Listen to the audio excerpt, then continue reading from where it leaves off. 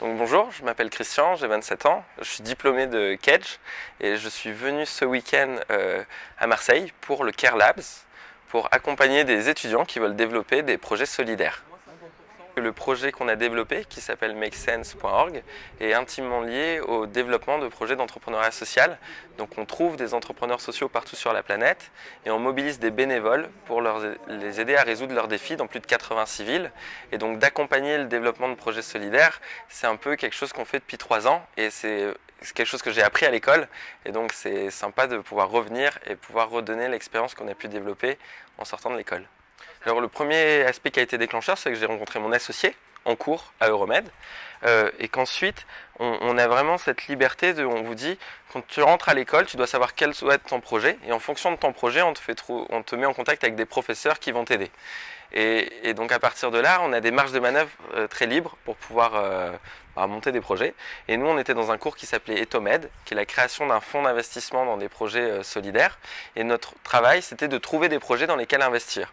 Et avec Romain, on s'est dit, est-ce qu'on ne pourrait pas aller un cran plus loin ou rendre le processus encore plus simple en permettant aux projets d'entrepreneurs sociaux de poster leurs défis sur notre site internet, makesense.org, d'avoir des bénévoles qui se relient à eux et qui les aident en attendant que le financement soit mis en place. Donc on a eu l'idée dans un cours, le cours d'Etomed, et ensuite on a voulu le mettre en place et donc on a designé tout notre parcours au sein de l'école pour faire en sorte qu'on puisse le développer.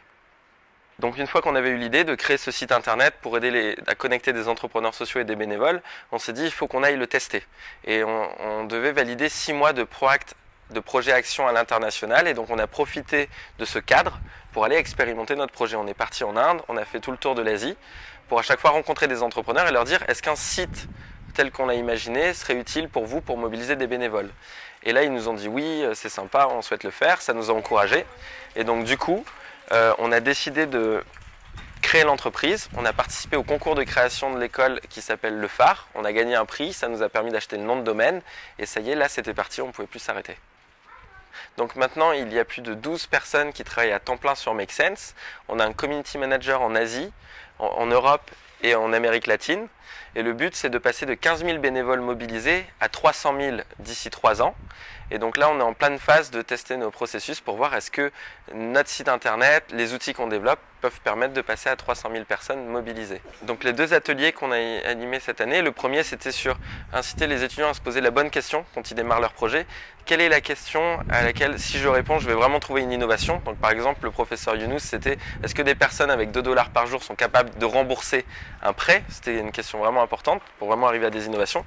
Et le deuxième aspect était plus pratique, c'était de travailler sur des défis de 3 projets qui ont été sélectionnés pour que les étudiants donnent leurs idées pour améliorer soit les modèles économiques, soit les modèles de gouvernance de projets solidaires qu'ils portent.